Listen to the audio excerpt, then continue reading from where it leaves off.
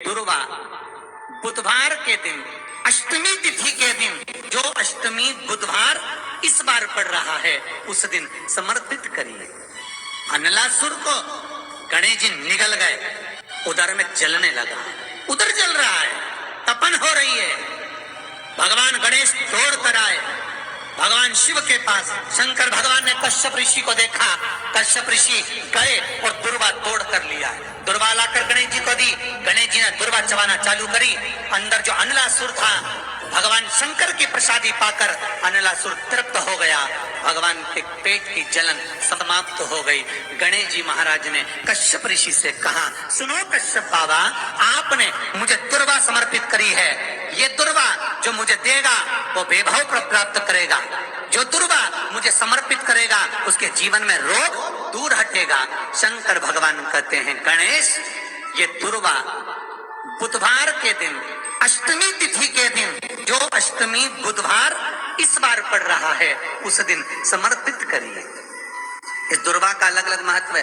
कुएं के पास की सफेद दुर्वा, यदि 41 दुर्वा प्रत्येक बुधवार को गांठ लगाकर गणेश जी को समर्पित कर कर वापिस उठाकर उस दुर्वा को खाली पेट, आपके घर में भी गणेश जी होंगे, उनको समर्पित करो, खाली पेट इस दुर्वा को केवल चबा चबा कर खा लो और आधे घंटे बाद पानी को पी लो। बुधवार की बुधवार 5 बुधवार करना, गणेश जी को चढ़ाना, सफेद दुर्वा को गणेश जी को समर्पित कर कर चबा चबा कर खाना।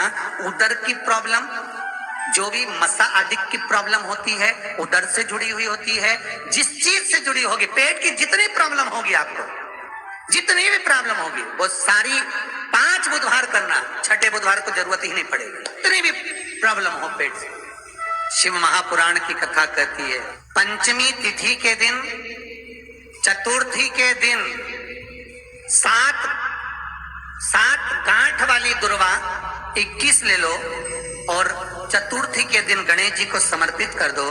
पंचमी तिथि को उस दुर्वा को उठाकर दूध में डाल दो और उस दुर्वा को दूध में डालकर उस दूध में उस दुर्वा को मल लो, और जिसके सफेद चमड़ी पड़ गई हो, चर्म रोग हो गया हो, उस दूध को उस दुर्वा के साथ, दूध नहीं भी हो तो पंचमी के दिन दुर्वा का लेपन शरीर पर कर लें। आधे घंटे तक करने पर पंचमी को प्रदोष काल में स्नान कर लें, महाराज आपको चर्म रोग में आराम लग जाएगा, सफेद चमड़ी अपने असली रंग में आना प्रारंभ हो जाएगी।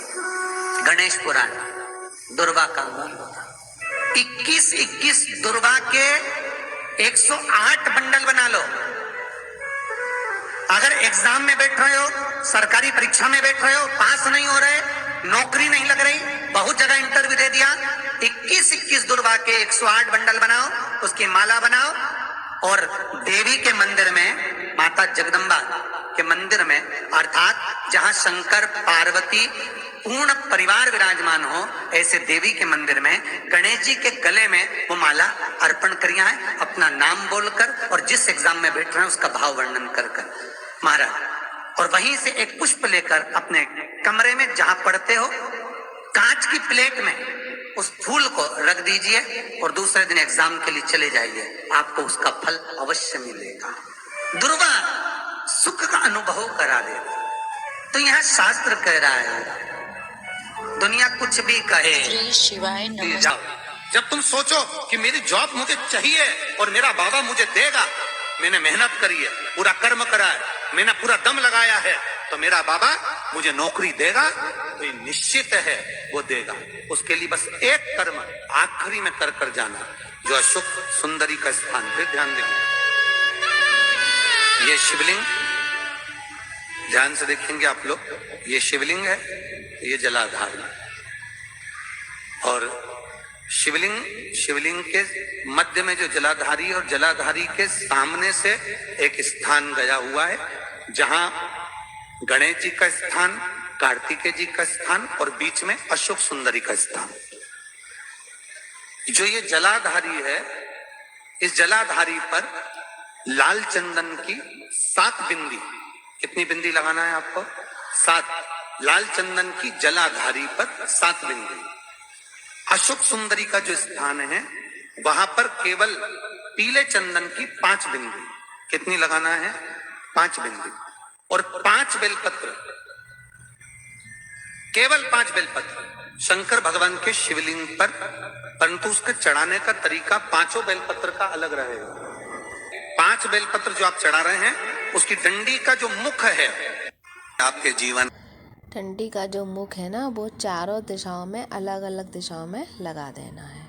दोस्तों मेरी ये जानकारी आपको कैसी लगी? अगर अच्छी लगी हो तो मेरे चैनल को सब्सक्राइब कीजिए।